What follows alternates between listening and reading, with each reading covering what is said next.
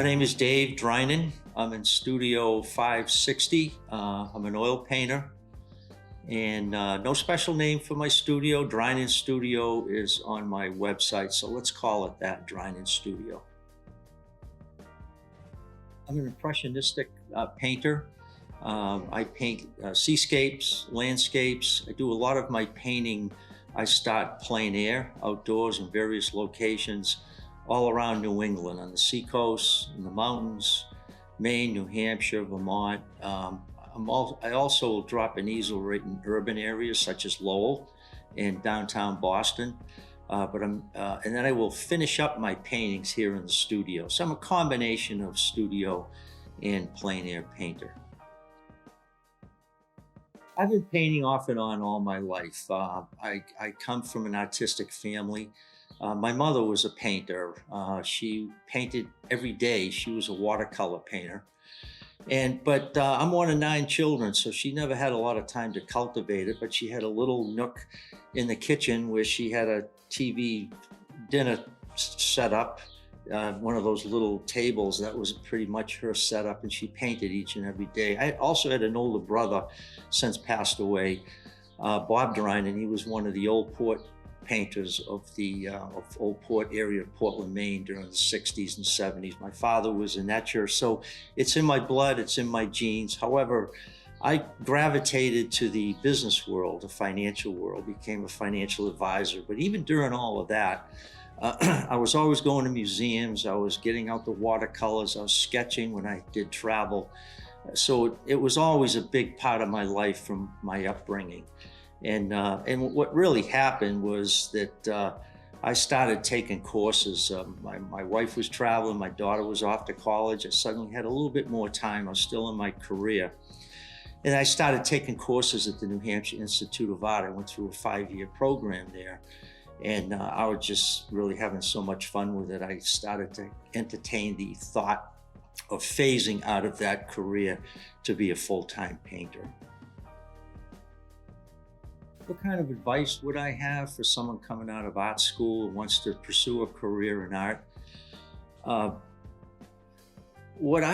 number one thing that I would say is to keep your life simple. Don't get it too complicated. Don't get into debt, because you want your mind to be free, to be creative. And it's not an easy, and you know it's not an easy endeavor that you're getting into. And I know you've heard people say, follow your passion and all that, but you're not able to do that if you complicate your life. Live under your means. Be very careful of the friends and relationships that you keep, because if you complicate your life, you're going to cloud your life with a lot of noise, and you're going to make it even more difficult to pursue what you really want to do.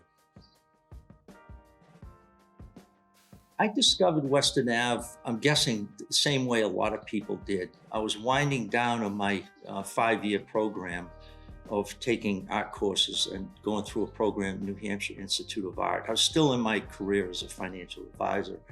And someone suggested that I accompany them and go over and check out Western Ave open studios. I was very, very curious about it. I heard about it, I'd never been here.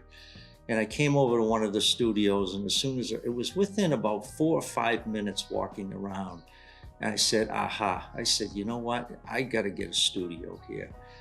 Even if I'm still working in my career, I could be here Saturday, I could be here a couple nights a week, and the rest is history. And that was probably coming up on 10 years ago.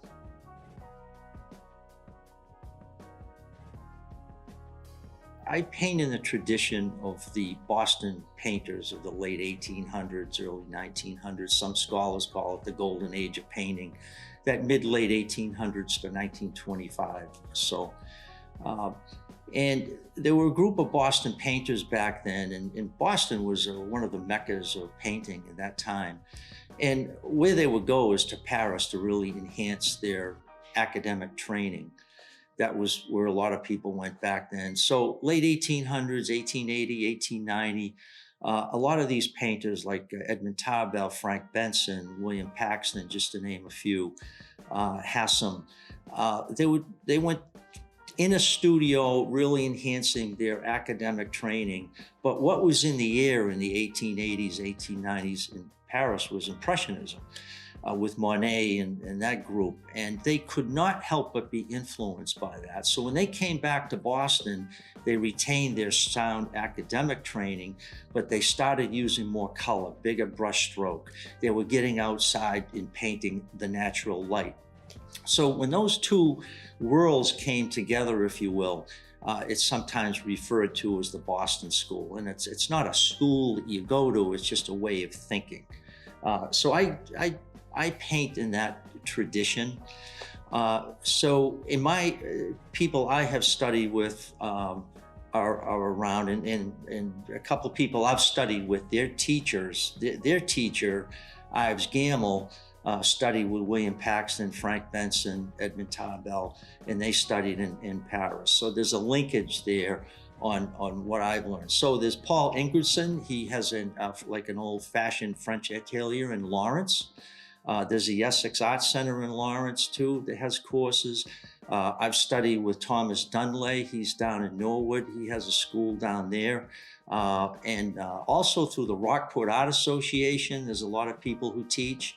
North Shore Art Association, both those organizations, I'm a juried member, and they do have artists like me that do teach. And also I will teach here. I started teaching here recently in my studio, and I will be picking that up again in the fall. So if anyone is interested in learning the skills of this type of painting, because you really don't get this in art school, in traditional art school. You get a great education, don't get me wrong, but for this type of painting, I think you have to go to the painters that have studied the history, that have been involved in it, and eat and sleep this type of painting on a daily basis. So, and again, reach out to me if you would like to discuss that more and help you out any way I can. Thanks for tuning in. You can find me, I'm on Instagram. I think it's d.drinon. I have two pages on Facebook, Drinon Studio and Dave Drinon. So you can find me there. Also, my website is drinonstudio.com, and feel free to reach out to me with any questions, or if there's anyone who really wants to have any more information on the type of work that I do, or how to get involved in learning this type of work. I'd be more than happy to help. Thank you.